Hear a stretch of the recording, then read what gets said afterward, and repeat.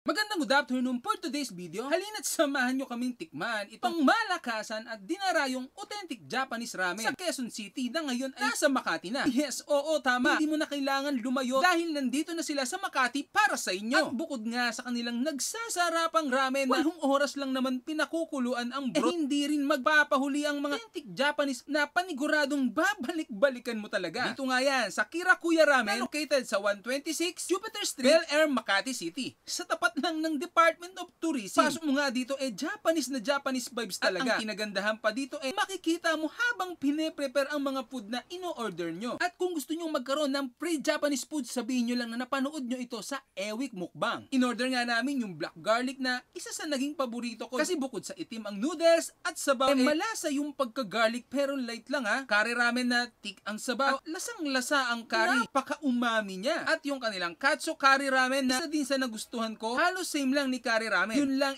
mas strong ang pagkakari nito. Plus meron pa siyang tonkatsu on top. Panalo para sa akin ito. At isa sa best seller nila yung shoyu ramen na light lang ito compare sa iba nilang ramen. Hindi mo bet ang strong flavor, perfect sa'yo ito. Yung gyudon nila na nagustuhan din ni Dali. Very tender ng beef, masosi. Merong tamis at alat. Ang sarap lalo na pag na-mix ito with egg yolk. Salmon sashimi at saka yung tuna sashimi na sobrang fresh at it melts in your mouth talaga. Meron din silang pork gyoza, malaki at very meaty ng lasa. Sulit talaga. Meron din silang chicken gyoza na iba ang sausawan na kapartner. Para siyang suka na manamis-namis. Perfect sa panlasa ko. Curry cheese na para kang kumain ng cheese stick na may curry paste. Must try ito, promise. At yung kanilang pangmalakasang Kirakuya special na sobrang naging favorite ko. All in na to. Kumbaga, meron ng salmon, tuna, crab stick, mango at cream cheese. At no need mo na itong isawsaw sa kanilang sauce dahil napaka-flavorful talaga nito. Sumasabog sa loob ng bibig mo yung lasa niya. Meron din silang Alaskan roll na may torch salmon sa loob. At ang fresh niya kapag kinakain dahil may cucumber ito. Nang fresh sa bibig kasi may cucumber siya. Shoyu. Ayan.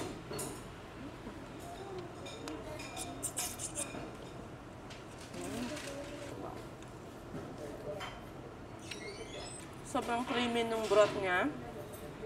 Tapos, malalasa man pork broth. Curry ramen. Ito naman siya. Ayan yung curry niya. Nandito siya sa chasu. Mild lang yung pagka-spices. Naman natin yung rice bowl nila na gyudon. Yan. Best seller din nila to. Napakalasa ng beef. Tapos, ang sarap nung meron pa siyang yolk. Added flavor din.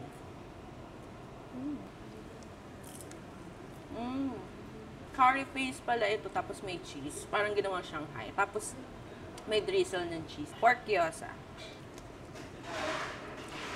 Meaty. Tapos, madami din laman yung loob niya. Chicken gyoza. So, white yung sausawan niya. Sarap yung sausawan. Suka siya naman, di manamis-namis.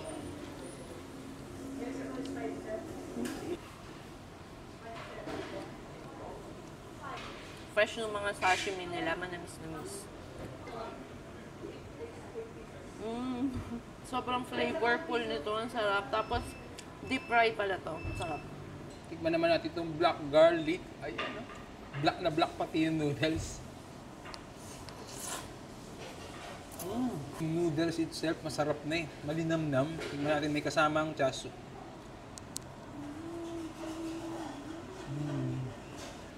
Solid. Mas masarap siya pag ano talaga, may chasu. Hindi laman pork.